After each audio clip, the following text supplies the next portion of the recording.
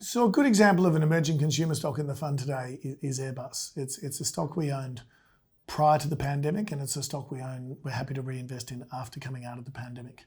And the reason why is mainly because at the end of the day, 80% of the world's actually never got on an aeroplane. While more than just under half the world travels, or prior pandemic travelled every year, just under half the world, that's the same people travelling quite a lot. But actually, if you look at the emerging economies, vast numbers of them have actually never got on an aeroplane. And it's clearly something that everybody aspires to do.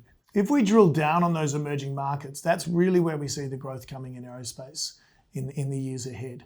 You can look at areas like Southeast Asia or Africa, or even China, where we're expecting travel growth well in excess of GDP, so 5-6% travel growth from these areas of these countries. And even if these countries never actually got to go to the rest of the world, they would still want to travel within their own countries. And so a lot of people just think travel's gone down because they can't get to go to Europe anymore.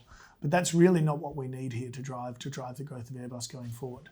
And this is probably best shown by the narrow body profitability at Airbus versus the wide body profitability of Airbus. So narrow body, we're talking about 737s or smaller domestic planes versus the long haul planes. And for years now, both Boeing and particularly Airbus have been super profitable in these smaller aeroplane segment. And so if the wide bodies actually went away and we never actually did get back to Europe on a regular basis and just went to narrow bodies, these companies would actually become more profitable.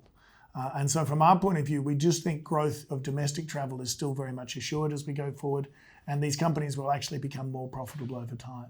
And then when we combine that together with what we get from Airbus today, we have an Airbus of earnings that are going to recover significantly, currently only trading at 24 times those earnings. And ultimately, we see that earnings recovery is assured because competitively, there's only 2 companies in the world that can actually build these aeroplanes that these emerging markets so desperately need.